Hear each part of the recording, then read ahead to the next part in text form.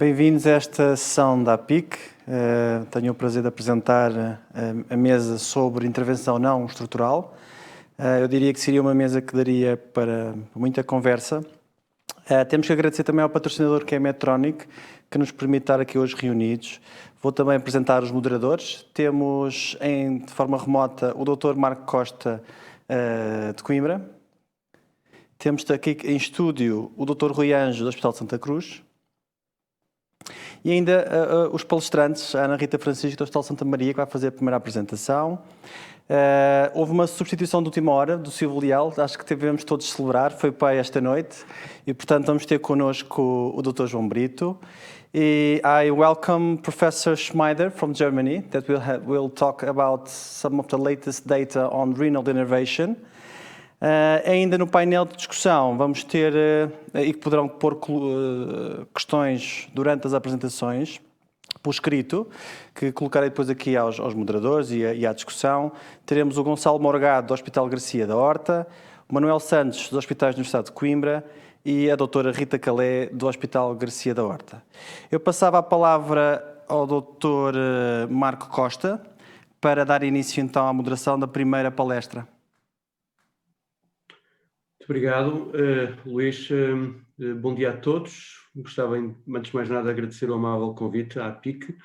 É um prazer estar nesta reunião anual, desta forma um pouco diferente, à distância, mas gostava também de cumprimentar a Comissão Científica e dar-lhes parabéns pelo excelente programa que nos brindaram este ano. Sem mais delongas, eu gostava também de introduzir o meu co-moderador, o Dr. Rui Anjo, que tem uma grande, é cardiologista pediátrico, mas com uma larga experiência neste campo de intervenções estruturais não valvulares, e que me vai ajudar a fazer esta moderação. E então chamava a Rita Francisco para nos falar sobre as últimas inovações nos respectivos oclusões de apêndice auricular, CAs e FOPs. Muito obrigado. Olá, bom dia a todos. Antes de mais, muito obrigada pelo convite que me foi feito para, nos próximos 15 minutos, vos tentar falar do update 2020, então, destes devices. 2020 não tem sido um ano muito bom em muitos aspectos e continua a não o ser, e o mesmo também tem sido verdade em novidades de cardiopatia estrutural. Não tem havido o desenvolvimento de muitos devices e não tem havido muita nova informação. Contudo, vou tentar falar-vos das novidades mais recentes e vou começar pelo encerramento de apêndice. Todos sabemos que a pedra basilar na prevenção do AVC isquémico na fibrilação auricular não valvular é a anticoagulação. Contudo, esta terapia tem diversos problemas, entre eles a dosagem inapropriada, a não adesão à terapêutica e os efeitos adversos, e aliando estes problemas à origem do trombo, que nós sabemos que na esmagadora maioria estes trombos vêm do apêndice auricular esquerdo, temos aqui o racional para encerramento do apêndice. E o primeiro procedimento foi feito já há uns anos, em 2001, com o Plato Occluder, que entretanto já foi descontinuado, mas desde então e até agora uma miríade de novos dispositivos têm estado à nossa disposição, a esmagadora maioria para encerramento percutâneo, quase todos com uma morfologia umbrella-like. Temos também novas técnicas cirúrgicas, alguns procedimentos híbridos, como o Lariat, mas sem dúvida aqueles que são mais utilizados no nosso cotidiano é a família Watchman e a família Amplatzer. O Watchman foi introduzido no mercado em 2005 e está neste momento já aprovado para uso quer na Europa, quer nos Estados Unidos, e é sem dúvida o dispositivo mais amplamente estudado. Temos 2 RCTs já publicados, o PROTECT-AF e o PREVAIL, e atualmente em curso o ASAPT-2, que nos irá trazer mais informação sobre a melhor estratégia antitrombótica pós-encerramento do apêndice. E posteriormente tivemos então o aparecimento da família Amplatzer. Estes dispositivos estão ainda apenas aprovados para uso na Europa, com base em registros prospectivos e estudos observacionais, e temos neste momento o primeiro ensaio randomizado em curso do Watchman versus o Amulet e posteriormente eventual aprovação pela FDA. Este ano foi publicado o Apply Study, a Neurointervention, que é um estudo bastante importante, que apesar de não ser um estudo randomizado, é um estudo que avalia por propensity score matching 500 doentes prospectivos que foram submetidos a encerramento do apêndice versus 500 doentes com terapêutica médica, e o resultado foi bastante bom para o braço do encerramento do apêndice, com redução da mortalidade global e cardiovascular, portanto uma eficácia superior e uma segurança similar à anticoagulação. Depois disto, temos tido outros dispositivos já aprovados para uso na União Europeia, mas cada um deles com uso muito residual nos dias de hoje. E o mais recente, digamos, temos uma evolução, a segunda geração do Watchman, o Watchman Flex, já está aprovado para uso na Europa e este ano, em julho, foi aprovado pela FDA para implantação nos Estados Unidos. Este dispositivo é um dispositivo mais curto, ou seja, permite-nos ter mais flexibilidade e conseguir tratar doentes com apêndices menos profundos. Tem também uma maior cobertura de material, de PTFE, que efetivamente reduz os leaks e melhora o encerramento do apêndice. E para o cardiologista de intervenção, para quando nós estamos a fazer o procedimento, tem uma vantagem óbvia, que é o facto de nós conseguirmos inicialmente abrir apenas a ponta distal, permitindo ter uma ponta atraumática, reduzindo o risco de perfuração e lesão do apêndice. Tem também uma outra vantagem óbvia, que é termos possibilidade de fazer uma recaptura completa do dispositivo versus a versão anterior do Watchman, que nos permitia apenas uma recaptura parcial. Ou seja, até o momento temos dois RCTs muito importantes, o Protect-AF e o Prevail, mas que ambos comparar ao Watchman contra a varfarina. E isto era uma grande crítica ao encerramento do apêndice, uma vez que eles não tinham sido testados versus os DOACs. Este ano tivemos publicado no JACC o Praga 17, um ensaio randomizado que estudou quer a família Anplatzer, quer a família Watchman versus DOAC e que efetivamente mostrou não inferioridade quer no endpoint primário, quer em todos os endpoints secundários. Ou seja, neste momento temos 3 RCTs, quer versus Varfin, quer versus DOAC, mas continuamos a ter patente nas guidelines publicadas muito recentemente de fibrilação auricular, uma indicação 2B, nível de evidência B, isto também é uma coisa que poderemos falar mais à frente na discussão. Passando para o encerramento da CIA. Nós, cardiologistas de intervenção, sabemos que as CIAs, especialmente as osteosecundo, são as cardiopatias congénitas mais frequentes no adulto.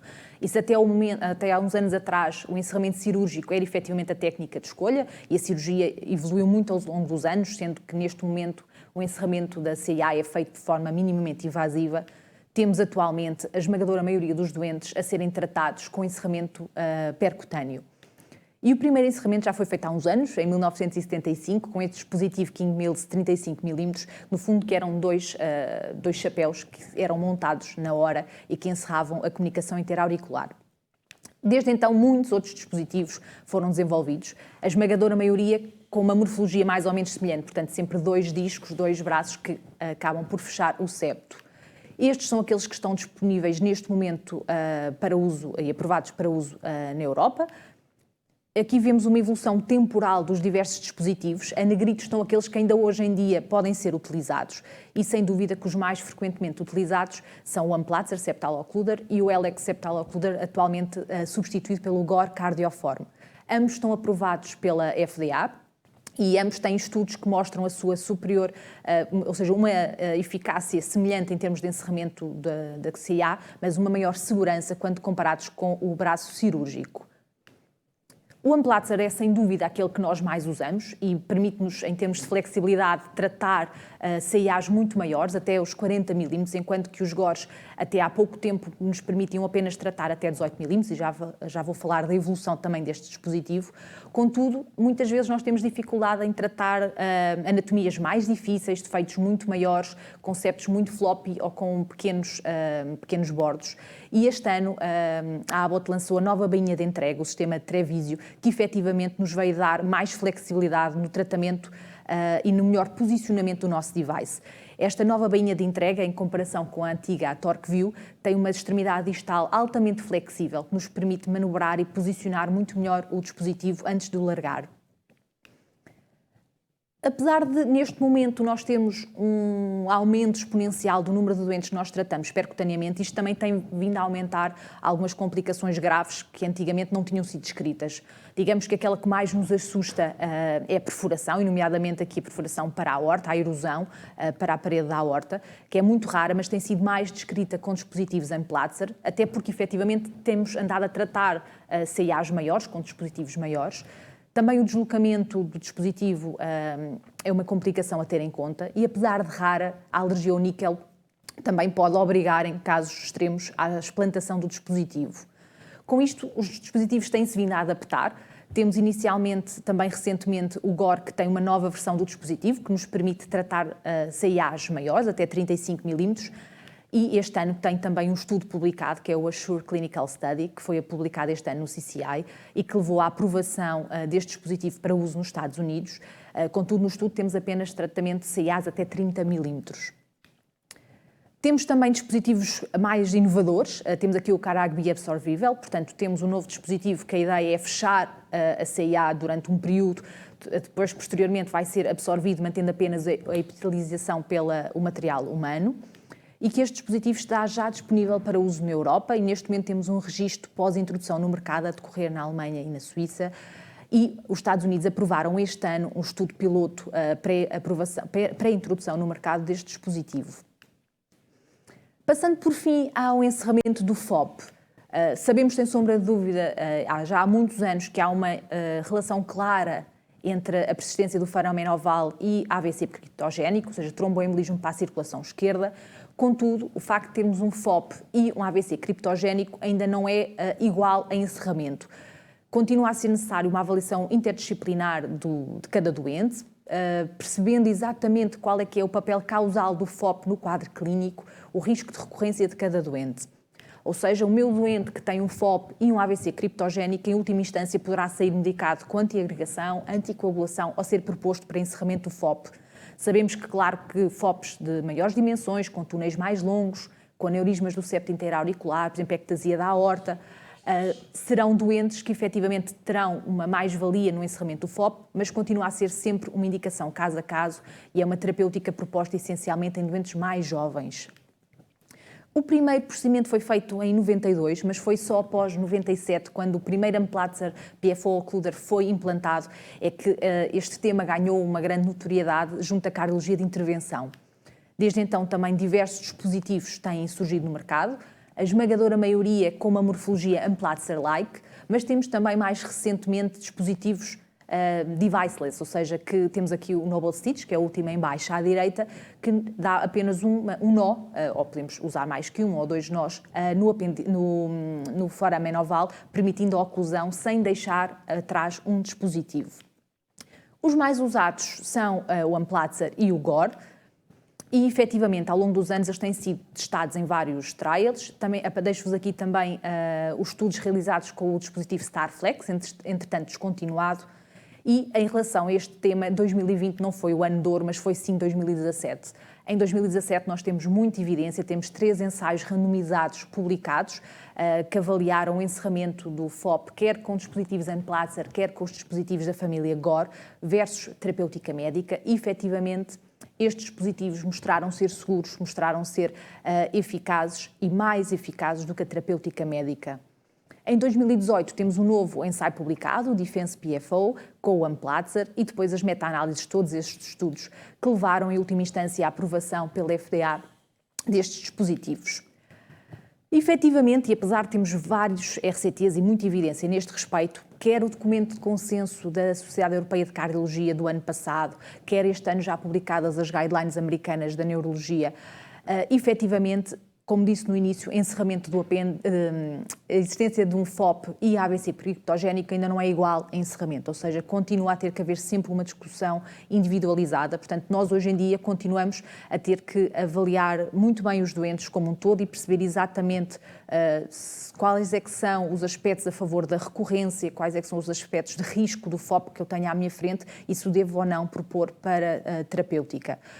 Outra questão depois a ter em conta, eventualmente para discutirmos no final, é a terapêutica antitrombótica a fazer-se no final disto tudo. Nós neste momento mantemos os nossos doentes antiagregados, a esmagadora maioria, mas já há alguns relatos em que efetivamente a antiagregação é suspensa no follow-up com bons resultados. E era tudo, obrigada. Obrigado, Ana Rita, e obrigado por cumprir o tempo.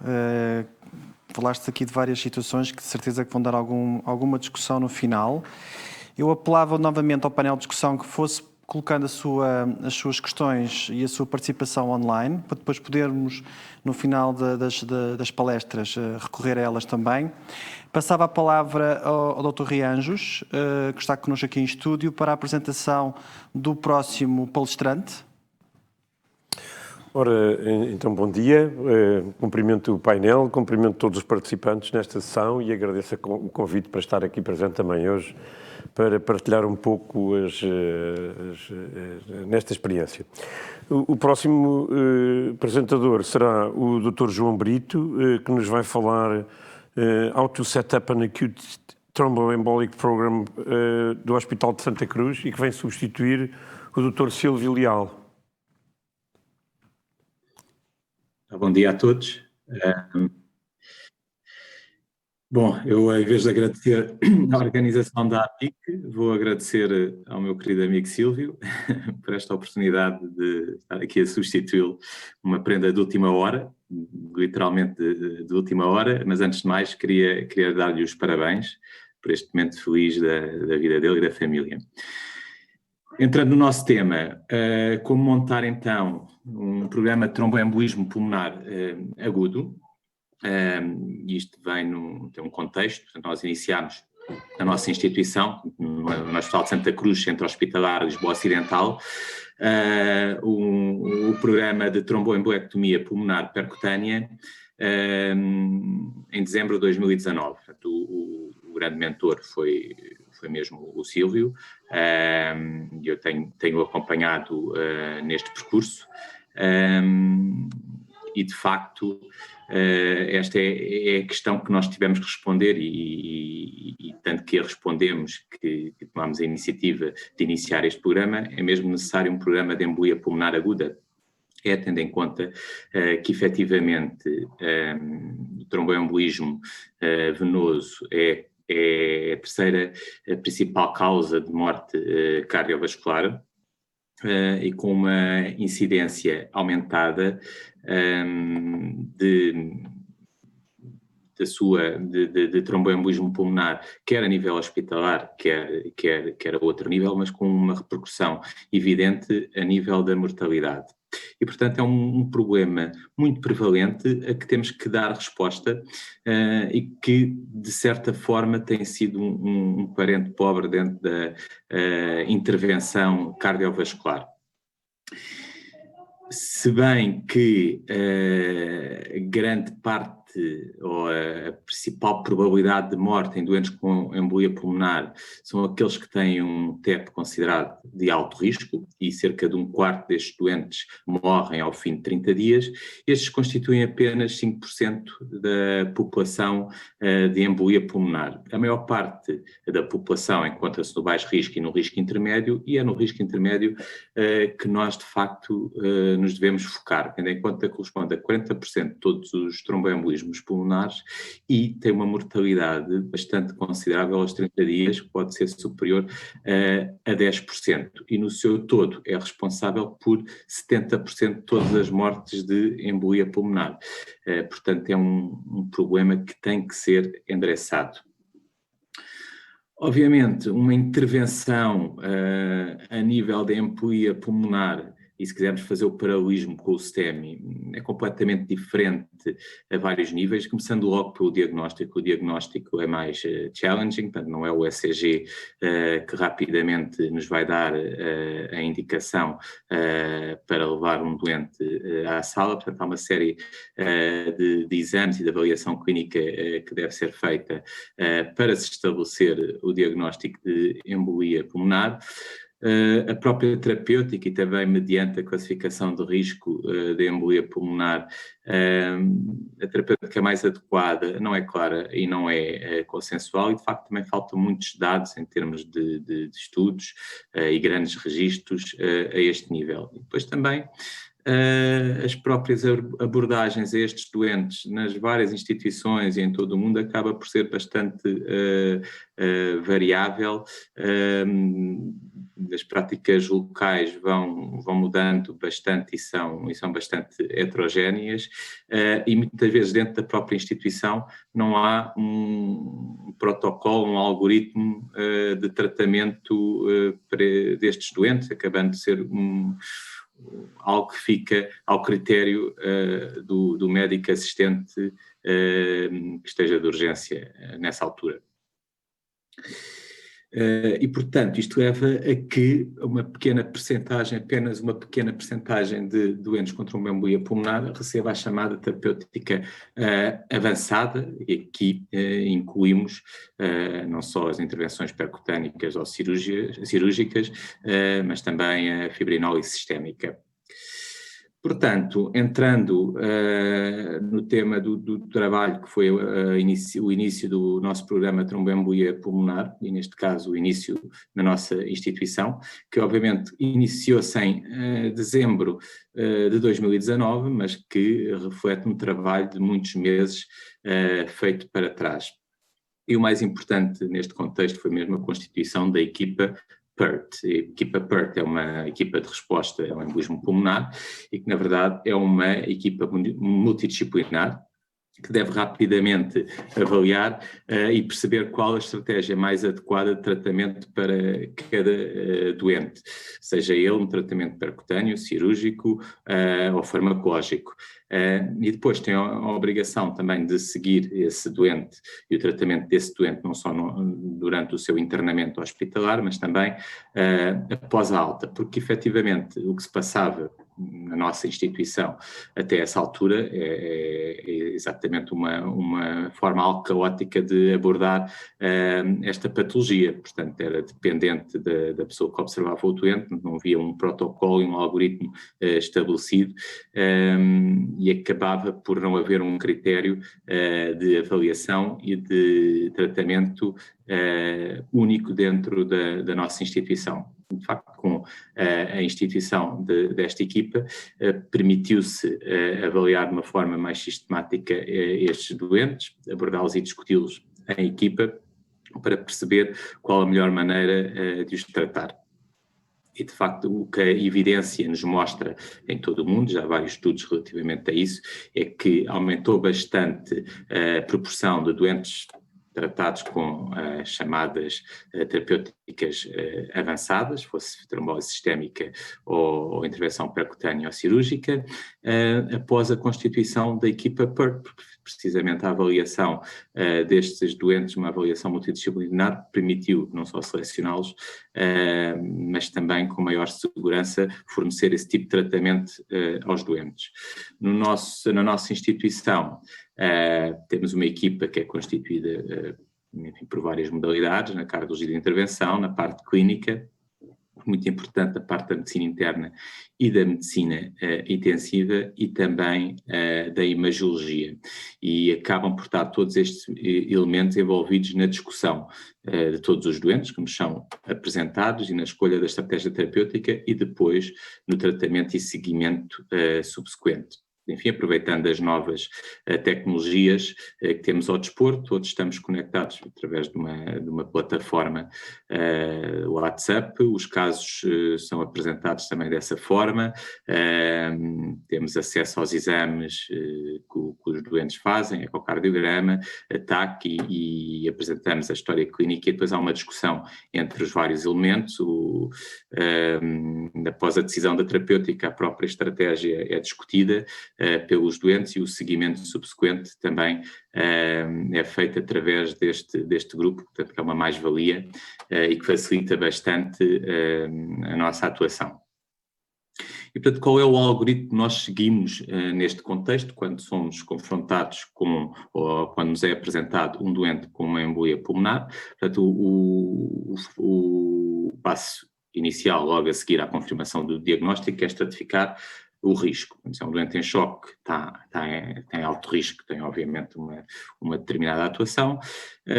Se for um indivíduo com risco intermédio, temos de perceber se é um risco intermédio ou risco intermédio alto, e portanto para considerarmos no risco intermédio alto tem que haver, apesar da estabilidade hemodinâmica, tem que haver alguma alteração a nível de disfunção do VD e dilatação do VD e a nível de biomarcadores cardíacos, com elevação da troponina ou elevação da NT-proBNP, e de facto os doentes de baixo risco acabam por ser excluídos desta discussão a equipa. Portanto, temos vários elementos a abordarem um doente e a discutirem os vários casos clínicos e tomamos uma decisão que pode passar por trombólise, pode passar por tromboembolectomia, pode passar apenas por anticoagulação sem nenhuma das terapêuticas avançadas. Se decidimos, de facto, realizar uma intervenção percutânea, trombectomia aspirativa, ativamos a nossa prevenção, transferimos o doente para a nossa sala de hemodinâmica, onde é feito o procedimento, e depois o doente será internado. Normalmente tem um internamento de 24 horas na nossa unidade de cuidados intensivos e depois será transferido para as outras unidades connosco que trabalham, de cuidados intensivos ou de cuidados intermédios, onde depois cumprirão o restante internamento. O que as guidelines nos dizem atualmente relativamente ao tratamento desses doentes, para o alto risco, não há dúvida nenhuma, a fibrinose sistémica é a indicação classe U e recomendado para estes tromboembolismos de alto risco. No entanto, quando há contraindicações para a fibrinose sistémica, e não é raro, ou quando a fibrinose sistémica falha, é recomendado ou deve ser considerado, em uma indicação classe 2A, as intervenções por catéter, a intervenção percutânea neste contexto, e é uma indicação classe 2A. Mesmo nos indivíduos que não sejam de alto risco, se percebe que está a haver uma deterioração hemodinâmica destes doentes, não há uma resposta eficaz à terapêutica anticoagulante, a indicação classe 1 continua a ser uma terapêutica fibrinolítica sistémica, no entanto, como alternativa, a indicação classe 2A ponderar a trombectomia aspirativa ou a embolectomia cirúrgica. Portanto, estes são os nossos critérios de aceitação, tendo em conta todos estes factos. Primeiro, todos os doentes têm que ser discutidos pela equipa, portanto não há doente que vá fazer uma intervenção que não seja discutido por esta equipa multidisciplinar. Se de facto é um doente com TEP de alto risco que tem contraindicação para fibrinose sistémica, vai à sala fazer trombectomia aspirativa. Se era um indivíduo ou é um indivíduo de alto risco e não teve uma resposta adequada à fibrinose sistémica ou se reinstabiliza após a fibrinose, também é um critério para ir à sala. Dentro dos TEPs de risco intermédio alto, tem que haver, de facto, critérios adicionais de gravidade, portanto, tem que ser um risco intermédio, um TEP com dilatação e disfunção do VD, elevação de proBNP, de troponina e um PESI simplificado pelo menos de 1, e tem que haver, de facto, uma ausência de resposta à anticoagulação nas 24 horas anteriores. A forma de apresentação em si também é um critério, é um critério de gravidade adicional.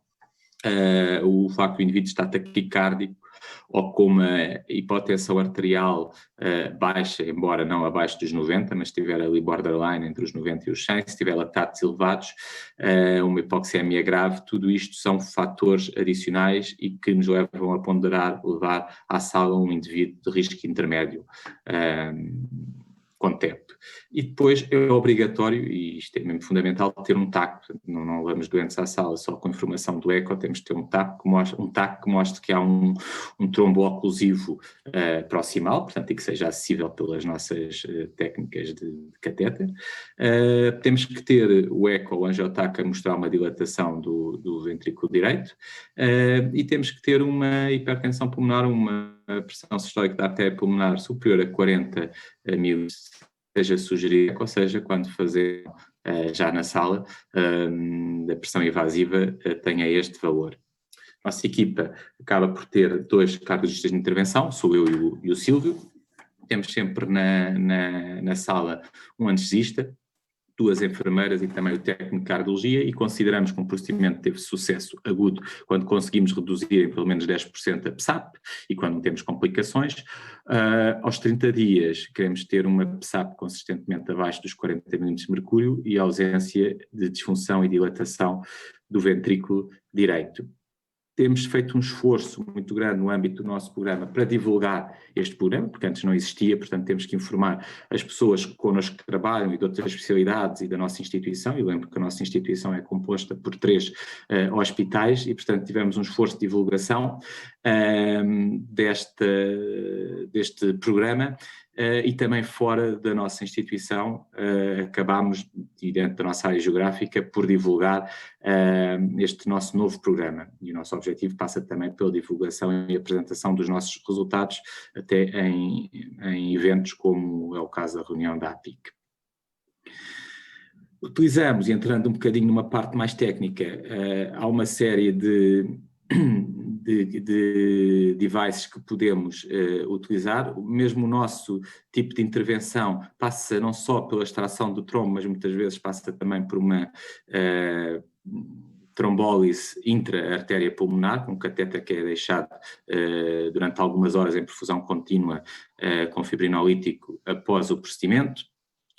E, portanto, são as duas estratégias que podem ser usadas neste contexto. Usamos dois tipos de devices atualmente. O que mais usamos é o sistema Penumbra Indigo, que é um catéter de aspiração ligado a um aspirador automático, com um calibre de 8 frentes, e também temos um dispositivo de aspiração manual, que é o Pronto, que tem um calibre um bocadinho maior e que não é tão utilizado por nós. Em termos de estratégia de fibrinólise intra-artéria pulmonar, normalmente deixamos numa dose baixa, aquilo que está preconizado, 1 ml ou 2 ml por hora durante 12 horas. Fizemos a nossa aprendizagem desta técnica, e antes de iniciar o programa, num centro em Espanha com muita experiência, que é o Hospital Universitário de San Sebastián, onde tivemos a oportunidade, portanto, de dar os primeiros passos nesta técnica, e ao fim de 9 meses já conseguimos dizer algo sobre o nosso programa. Foram-nos referenciados para discussão 79 doentes de 11 hospitais, e cerca de 1/3 vieram de fora da nossa instituição. Desses doentes, a maior parte provinham do serviço de urgência, mas apesar de tudo 18% ainda vinham da unidade de cuidados intensivos. Em termos de estratificação de risco, 15% dessas referenciações para discussão, mais uma vez isto não são doentes que tenham ido à sala, são doentes que nos foram apresentados e que nós discutimos. 15% destes doentes tinham alto risco, 68% risco intermédio alto. E em termos de estratégia que a equipa decidiu relativamente a estes doentes, 26% foram de facto submetidos a tromboembolectomia aspirativa, percutânea, 9% de trombólise sistémica. Os restantes, portanto a maior parte, acabaram por ficar com anticoagulação apenas. Desta fatia então de doentes aos quais fizemos tromboembolectomia aspirativa, os tais 26%, portanto correspondem a 20 doentes do total que nos foi apresentado, com uma idade média de 62 anos, 18% destes doentes tinham alto risco, os restantes o risco intermédio alto. Em 41% fizemos apenas tromboembolectomia aspirativa, em 59% deixámos também em perfusão um fibrinolítico dentro da artéria pulmonar, em perfusão após o procedimento. Os outros que fizeram apenas tromboembolectomia aspirativa têm a ver com vários fatores, provavelmente uma contraindicação para a fibrinólise, e um bom resultado obtido logo em agudo com o procedimento, que obviou a necessidade de deixar em perfusão fibrinolítico. O que temos na calha, o que é que queremos fazer nos próximos tempos relativamente ao nosso programa? Gostávamos muito de introduzir novos dispositivos, o ECOS Ultrasound, que é um catéter de perfusão de fibrinolítico e que emite ultrassons, o que facilita a penetração do fármaco fibrinolítico dentro do trombo, que é algo de fácil uso, que está muito usado nos Estados Unidos, mas que na Europa ainda não foi introduzido. Será no final deste ano, início do próximo ano, uma vez que esta empresa foi comprada pela Boston. Em Portugal não sabemos quando será, mas é algo apelativo, e aliás a maior parte dos estudos que temos relativamente a esta técnica de trombectomia de catheter derived therapies são com este device.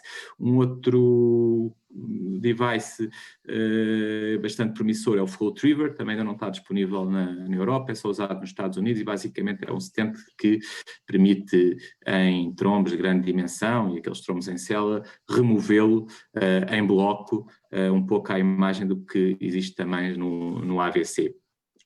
Já falámos também dentro da nossa instituição, alargar a equipa, envolver a cirurgia cardíaca, é fundamental, e portanto estamos a estabelecer e elaborar um protocolo para doentes, obviamente, que tenham que fazer embolectomia cirúrgica, e também a grande provável necessidade de muitos destes doentes necessitarem de suporte circulatório mecânico transitório, e é algo que também está neste momento a ser protocolado para podermos oferecer também isto como estratégia terapêutica a estes doentes da nossa instituição. Portanto, para concluir, é evidente que a embolia pulmonar maciça e submaciça tem uma carga muito importante em termos de morbilidade e mortalidade. A trombólise, apesar da sua eficácia, obviamente tem efeitos a nível hemorrágico que podem ser também muito perniciosos para os doentes, e portanto há uma crescente evidência de que as terapêuticas percutâneas nestes doentes possam ter sucesso. É fundamental a constituição de uma equipa PERT que possa, de uma forma multidisciplinar, avaliar sistematicamente os doentes e decidir a melhor estratégia terapêutica e depois fazer o seguimento adequado destes doentes, e penso que estão dados os primeiros passos, e é algo que vai-se falar no futuro, tenho a certeza disso, para uma via verde da embolia pulmonar, e portanto terá que ser melhorado e facilitado o acesso dos doentes a estas técnicas, e pensar de facto em alargar em termos geográficos os centros que fazem esta técnica, e de facto é um dever da cardiologia de intervenção e que nós não iremos certamente recusar. Muito obrigado. Obrigado, João, pela apresentação, e mais uma vez parabéns ao Silvio por este dia tão feliz. Eu, neste momento, I welcome Professor Schmeider from Ireland, Germany. He's been directly, very directly involved in renal denervation therapy, so we're very fortunate to have him talk about from the late data on renal denervation. I'll ask Dr. Marco Costa to have some introductory words before Professor Schmeider can start his lecture. Let's continue with the program. I'm pleased to introduce you this German colleague, Professor Schmeider, who is involved in several research programs and will update us on this gray area. Thank you, Professor, please. Thank you, Marco. First of all, let me thank the organizers for inviting me. It's my pleasure to give you an update on renal denervation, I think a new field for the interventional cardiologist and hypertensiologist. Now, hypertension is a worldwide disease, and you can see here the prevalence of the world, and roughly between 20 and 40% of the population have hypertension. Germany, we are around 30%, and I think in Portugal, you're also at around 30% prevalence of having hypertension. Men and women nearly the same, men a little bit less. Now, hypertension, is so common, and maybe therefore it is the leading risk factor for death. Very simple, it's a deadly disease. And it's followed by dietary risks, by high fasting glucose, meaning diabetes, and air pollution then. And on the right side, you see how many complications we see every day in our cardiology department are attributed to high blood pressure above 140 mmHg. So really, we need new tools to intervene, new tools to treat our patients more effectively. And having said, renal denervation emerges as such a new tool and will be available, I think, the next year on the market, maybe 2 years, but I hope less than 1 year that is available. Now we have the Simplicity spiral catheter developed by Medtronic, and it's a quadrantic vessel, a multi-electrode catheter covering the whole 360-degree of an artery, of the renal artery. Its vessel diameter that can be treated with a Simplicity spiral catheter ranges from 3 to 8 millimeter, and it also allows to go in the branches. This is important because we know that the renal nerves going closer to the renal artery, the more distal we are, or in other words, the more close we are coming to the kidney. And you see here an example where in the renal artery, the catheter has been advanced in the branch, You can see here the 4 electrodes, and then by that, if you apply the radio frequency, you have an interruption of nerve traffic. And this is really very important. You see here a scheme how we think that renal denervation reduces sympathetic activity and thereby blood pressure. On the right side, you see the increased efferent signaling to the kidney, meaning we have a central sympathetic outflow going to the kidney, causing sodium retention, water retention, and also release of hormones such as renin and angiotensin II. All these are mechanisms increasing blood pressure. And on the other hand, if we have any impairment in the kidney, we know there are afferent sensory signaling going to the central nervous system, thereby increasing the overall sympathetic activity, which also affects other organs, such as the heart, meaning supporting and maybe aggravating the development of left ventricular ischemia, congestive heart failure, and ventricular and atrial arrhythmias. So by interfering and interrupting the afferent and afferent nerve traffic, we have a decrease of the sympathetic activity, we have a decrease in blood pressure, and I think this is the action how renal denervation is advantageous for our hypertensive patients. Medtronic has developed a large and extensive spiral hypertension clinical program. It was also a requirement by the authorities to have patients treated off any medication to see whether it is working at all. This is similar to a drug development program.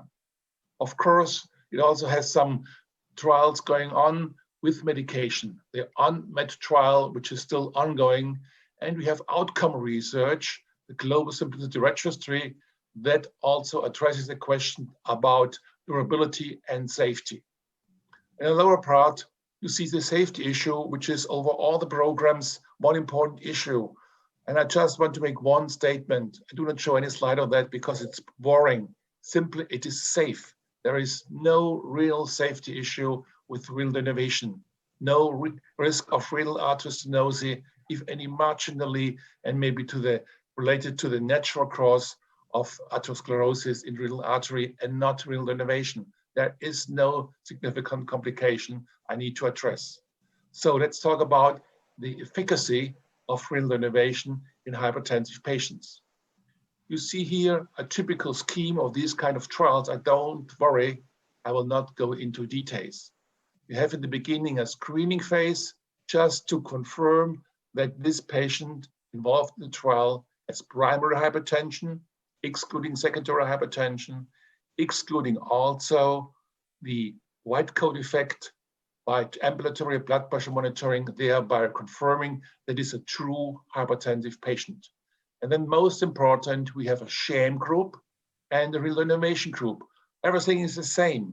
Not the patient, not the doctor do know whether it's sham or whether it's actively treated patient. And then after 3 months, usually we have the primary objective, and then thereafter, of course, drugs are allowed just for ethical reasons because the sham control group is not as effectively treated than the verum group. We will see it in a minute, and then you must allow drugs to come in. So sham control is a new concept in interventional cardiology, interventional hypertensiology, and I think it's important one to really prove that a certain intervention works. And you see here how it works. This year in the Lancet, we have the spiral HDN AFFIRMATE pivotal trial and the data released, and you see the blood pressure changes at 3 months in more than 300 subjects.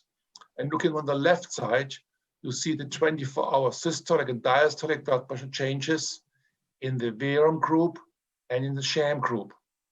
Significant difference, 0.001, 0.001 in systolic and diastolic blood pressure changes, and 4.7 and 3.7. Now, this is important for scientific purposes because it shows, yes, we can effectively lower renal blood pressure with renal denervation. As a clinician and as primary care physicians, I would be interested in the office systolic blood pressure because this is a blood pressure we are measuring. And this is a blood pressure we are treating our patients in order to come to a target blood pressure of around 130 millimeter mercury in these days. You see here the fall is 9.2 millimeter mercury in terms of decrease in office systolic blood pressure. I will show you what this means from two large meta-analyses that have been carried out.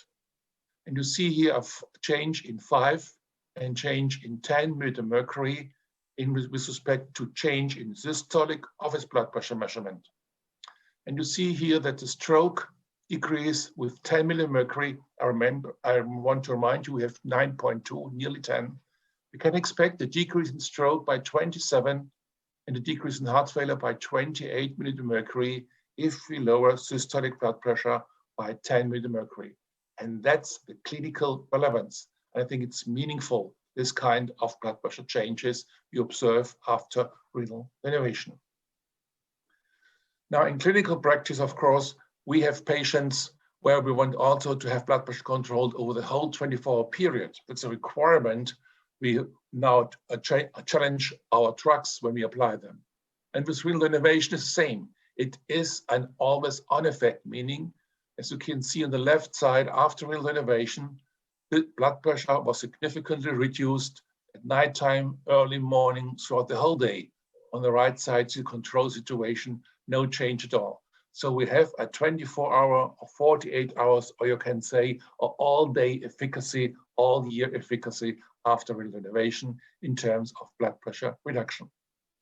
In real life, most of our patients have drugs, and therefore the SPOUT-HTN on-med trial is important. These are pilot data.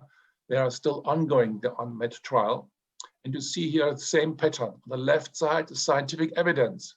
Significantly greater fall with the actively treated group after renal denervation by minus 7.4 milliliter mercury difference, 0.005. And on the right side, office systolic blood pressure, again, a fall of nearly 10 milliliter mercury in systolic blood pressure decrease. So quite similar results, and these patients were on 1 to 3 drugs. We have more data in patients on medication who had renal denervation, and they come from the Global Simplicity Registry.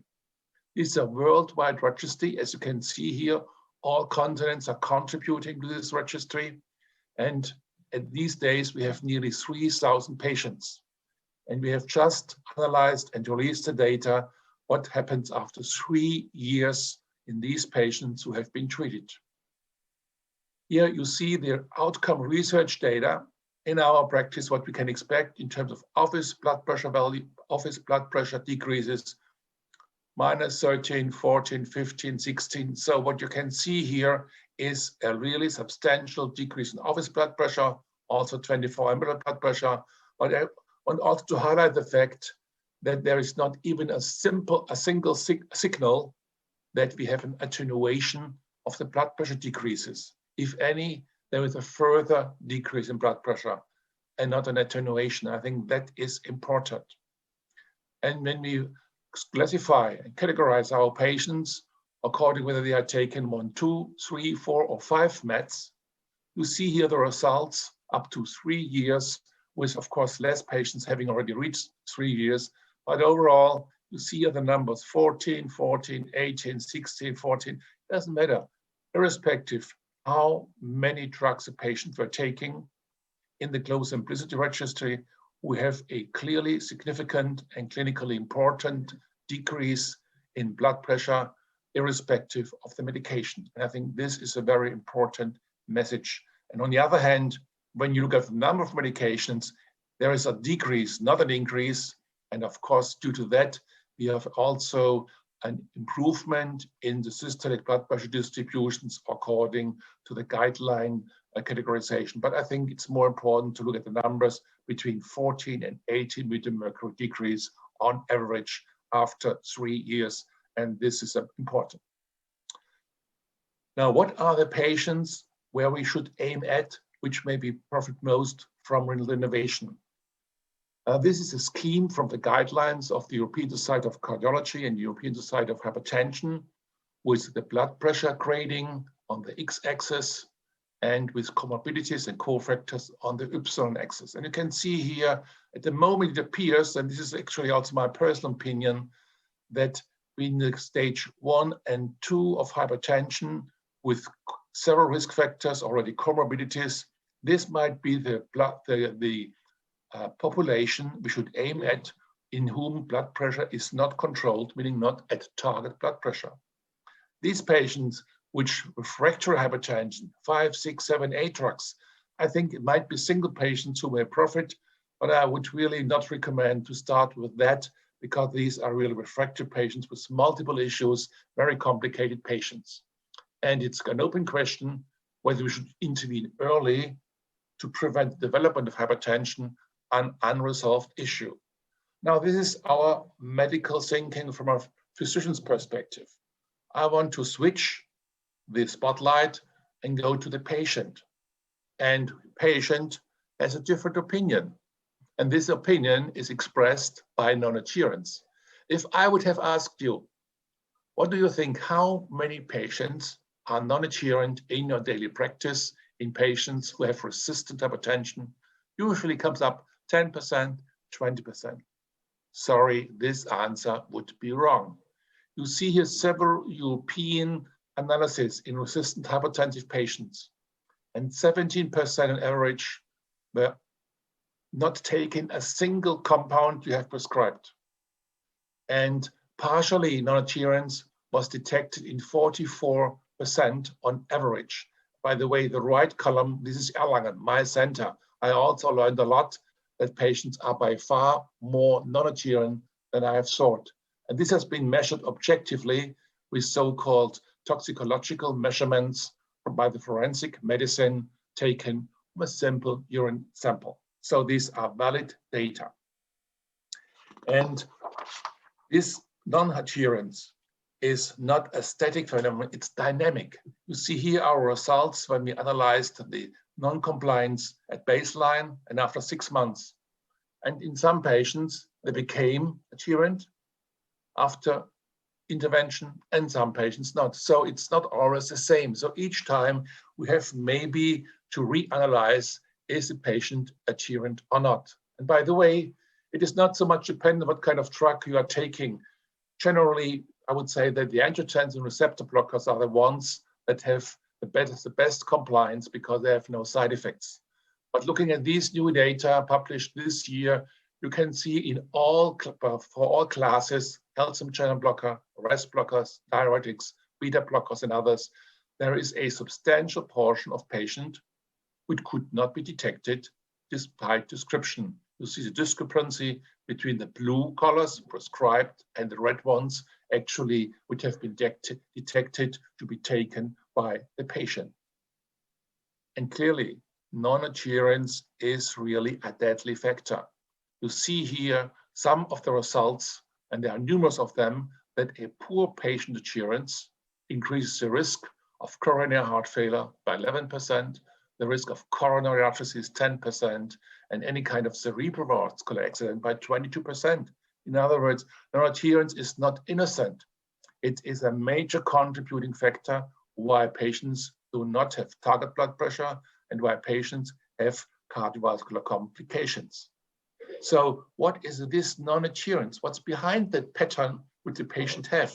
Obviously, the patient have a different perspective from hypertensive disease as we doctors have. And I think some behind that is at the end the point that patient has a certain preference. They have a specific perception, what should be best for them. And this kind of non-adherence, I think, is an expression of patient preference. Now, in Germany, we wanted to learn more about that, but all the authorities have now incorporated patient perspective in the process of approving a certain drug or intervention.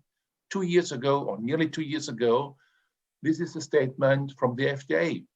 Patient perspectives refer to patient input, including information relating to patients' experience with a disease or condition and its management, and the patient's willingness to tolerate risk for a given benefit. So the patient makes his own risk-benefit analysis. And this patient perspective information can be especially important when multiple treatment option exists with varying degrees of benefits and risk. And for sure, the situation we will have in treating hypertensive patients when the interventional technology, renal innovation, become available on a broader base, because then we have maybe to choose, do we suggest to the patient to take drugs or to have renal innovation? And you see, I made already a mistake. It's just the other way around. The patient has also a perception what he thinks, whether he wants drugs or whether he wants some kind of intervention. And this was the answer we did in a survey in Germany. Here you see the answer of such a survey in more than 1,000 patients who came to their primary care physicians. And patients not taking medication, they would prefer renal innovation in 38.2% rather than drug therapy. And in patients who were on medication already, there were 28% who would prefer renal innovation instead of taking an additional drug. Or coming to another question we had in that survey, I would let myself be treated with a catheter if after that I have to take at least blood pressure pill less. You see here on the right side, there is really split half, I would say.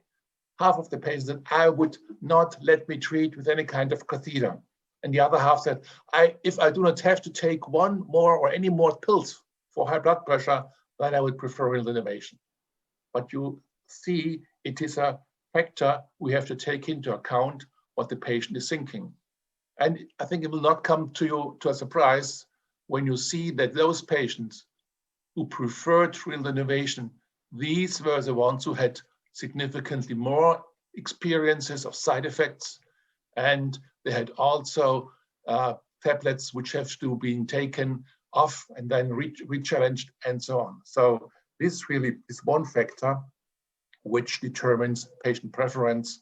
And I think this is a new perspective we have to accept if we treat a chronic disease such as hypertension. We physicians, just to go on a little bit further, we are thinking about the medication and think, well, if the patient has 3-4 medications, then it's green, we should go for renal innovation. That's the symbol. It was a simple rating questionnaire, and most doctors said, primary care physicians who referred patients, well, if we have 3-4 drugs, you need to do renal innovation. Also, if we go into the area with the higher blood pressure ranges, then you need to prefer renal innovation. The proceduralist, interventionist, same opinion, no difference. But the patient, completely different. Look at that. The preference for renal innovation in dark blue was the same, irrespective whether blood pressure was in the range 130 to 139, or whether blood pressure was above 170 or above 180. So the patient is not so much concerned about the pills and the blood pressure levels. It is his personal experience when he would express his willingness and his preference to have renal innovation instead of having another drug. So in summary, we have two perspectives. We have the physician's recommendation, and this is our job we have to fill. We have to talk about the risks, the comorbidities, and I think it is completely valid if we have a more advanced disease to suggest renal innovation. But we need to respect that maybe the patient has also certain preference. I remind you, 30.2% who were not taking a pill would prefer renal innovation instead of taking any kind of pills. And I think this is something we also need to respect. And this, of course, must come together in a shared decision-making process, talking about risk and benefits of renal innovation, and then coming to a common patient-physician decision on renal innovation. So to conclude, dear colleagues, this is my vision, which we have 3 pillars of antihypertensive treatment in the near future. We have these lifestyle changes. They are still valid. Don't misunderstand me. Lifestyle changes such as salt restriction, exercise, weight loss are important. And we need, of course, drug combinations, preferentially single pill combinations, to treat patients who may be having a certainty who do not want to have renal innovation. and who are well treated with drug combinations. But we will have a third pillar in the near future, intervention such as real innovation that offers us the opportunity to have a new tool to treat hypertensive patients in order to reach target blood pressure. With that, I would like to thank you for listening to me. Obrigado. Thank you, Professor Schmeider. Thank you for your lecture. I will now open the session to discussion. I will ask the moderators and the speakers to be involved as well. And I will be the voice of the discussion panel that is giving us a lot of questions through online surveys. So I think we can start with Ana Rita Francisco, and I will ask Dr. Rui Anjo to do the first part of the discussion. Well, I found Dr. Ana Rita's presentation extremely well done and actually very stimulating. I feel that the number of new devices for ASD and PFO occlusion have been scarce in the last few years, and a little bit disappointing. The new cardioform, for instance, I think it's not the perfect instrument for closing large ASDs. It's difficult. It's still very difficult to handle, although it contains multiple improvements from the ILEX previous device. And I find that the new release system for the Emplaza device is probably too late and not that good as we were expecting. Having said this, I think that the key for occluding PFOs and ASDs will be certainly smaller devices and more flexible devices and minimizing the risk for erosion. So what do you think that when you are selecting a device for closing a moderate size ASD, what is your major concern? Are you more concerned with not leaving a large device to minimize long risk events, or are you more concerned with the immediate result of the procedure? Thank you very much for the question. I agree completely. I think we need better devices. The struggles that we have 1 or 2 years ago are more or less the same that we have now. However, I think that the Treviso delivery system has been some improvement, not the device that we hope, but the device that we have, and we have a lot of improvements comparing with the TorqueView. Responding to the question, I think that for me, the more concerning is regarding try to leave a smaller device that I can deliver with security. Okay, I need to leave the device on place, reduce the risk of displacement. But I think we need to look to the ASD, look to the borders, look to the size of the patient, and try to select the smaller device that I can, because I think that erosion is a concern. We don't see erosion in the first studies, in the first trials. We see now that we have thousands and thousands of patients treated with ASD devices. And in some cases, we are now treating, because of the pressure of our colleagues, the pressure of the patients, we are treating patients with bigger ASDs. We are not sending them to the surgery. So we try to close 35, 36 millimeters ASD with implanters, and we will choose the bigger size. And if we have a very small patient, we need to take a good look at the size of the atrial, the positioning just near the aorta. So, well, I agree with you, although I'm not nowadays treating larger ASDs. I'm not. I think that we really need a good balance. And it is very interesting that some devices do not have erosions reported. It's very interesting. And I wonder, why don't we just select those devices? For instance, Siraflex, which is a device very similar to the Emplaza device, has a special coating on the device, and they don't have any reported erosions. Do you think that depends only on the number of devices implanted? or do you think there is something on the device that provides a better approach to the long-term erosion problem? I don't know. I think that there are both. So we need better devices and maybe with lesser risk of erosion. But I think that the erosion is we see erosion if you implant a lot of devices. So I think it's both. Good. Okay. I don't know if Dr. Marco wants to give some ideas to the discussion. Otherwise, I will give the questions from our colleagues at home. Julio, okay, yes. Yes. Please So continue. I've selected two questions. One about PFOs. So it's a very clinical one, actually. So in the case of a young man with a stroke that had a pulmonary embolism in the same clinical set, and with a PFO, should we go for chronic anticoagulation or should we go for PFO closure?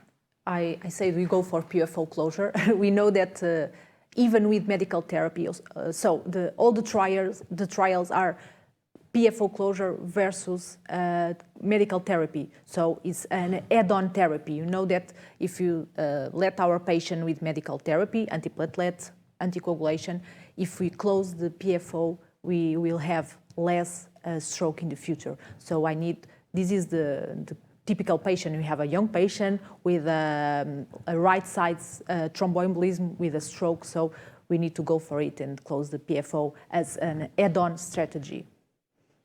So another question to you, Rita, concerning left atrial appendage closure. So we have a lot of data now. It's not the data that we would like to have. It's small data with very composite endpoints that are obviously less reassuring. But data are coming from registry, from RCTs. What do we need now to go to the prime time, to have this device or this intervention to be a really alternative for patients that cannot do anticoagulation, oral anticoagulation? So I think now we are almost there. So you have new devices that are good devices with safer procedures. So I think now we need to have a referral appeal for our colleagues. So we have a lot of patients that have AF and are not anticoagulate. We know that anticoagulation is a cornerstone. We need to have our patients anticoagulate. But nowadays we have a huge percentage of patients that are not anticoagulate because of a contraindication or some inertia. But we need to have this patient coming to us because now we have an alternative. And if we implant more and more devices, we will have more data to reassure our colleagues. Thank you, Rita. We'll move on to João Brito and some questions from the panel. I'll ask Dr. Marco to give some discussion of his lecture. Yes, I would like to ask João how to balance this kind of programs. It's an acute setting, and you have only 2 operators involved. So how to manage this kind of thing? You are 7 to 24 hours in a prevention team, or how to do this kind of settings?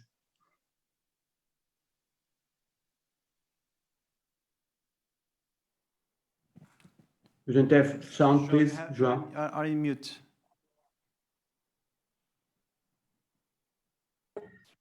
Sorry, thank you, Dr. Marco, for your question.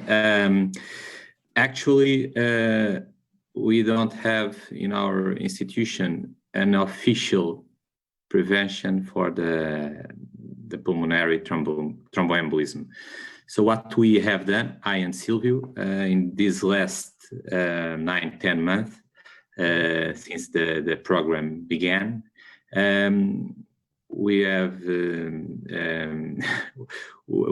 replied to every call that is made, whichever the hour of the day, or if it is Saturday or Sunday.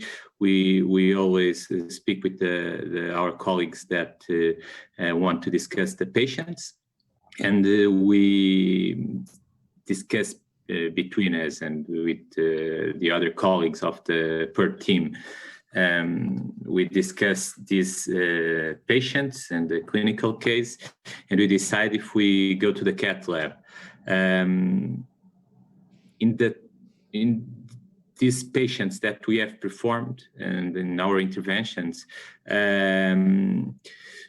we only one or two or twice we had to go to the cath lab, like on a Sunday night or 2 a.m. and we go because we want to, and we are dedicated to this program, and we want it very much that everything goes fine, and we want to learn and to have our learning curve. That's why we do it in this moment. Obviously, it won't be always like that. For now, the program is in its beginning, its initial phase, and we accept it. But we want an official prevention to be instituted. In my opinion, with our development as operators and with our learning curve increasing, there won't be any need for 2 operators at the same time in the procedure.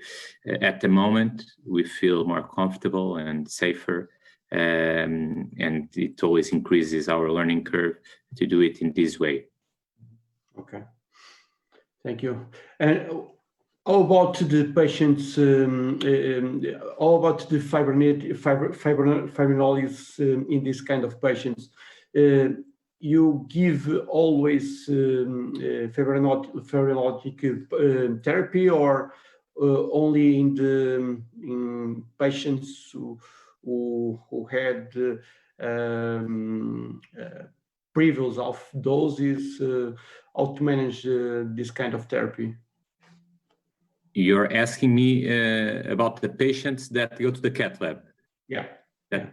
It depends. If it is a failed fibrinolysis, and if we are doing a rescue intervention, we just perform the aspirative thrombectomy. We don't leave the fibrinolytic in perfusion after the procedure. If there is an absolute contraindication to fibrinolysis, we don't give it. We don't give a low dose of intrapulmonary artery fibrinolysis also. But most of the times, and I guess in 60% of the patients that we have performed, we have left a catheter with a continuous perfusion of fibrinolytic, and we think it is the results are good in terms of reduction of the systolic artery pressure, because most of the time we don't have such a great acute decrease of the systolic pulmonary artery pressure right after the procedure, and we leave 12 hours of the alteplase infusing in the pulmonary artery, and what we see in the next morning, and we go measure invasively the pulmonary pressure, and it really decreased a lot. So it's an empirical experience of our own, but whenever we can and we have that possibility and there is no contraindication, we combine the aspiration with the thrombolytic. Okay. Thank you. Sir Roland Schmeider, thank you for your presentation. I will ask you to give us very short answers to some of the following questions. The first is, why isn't renal denervation in the prime time already? So we have data.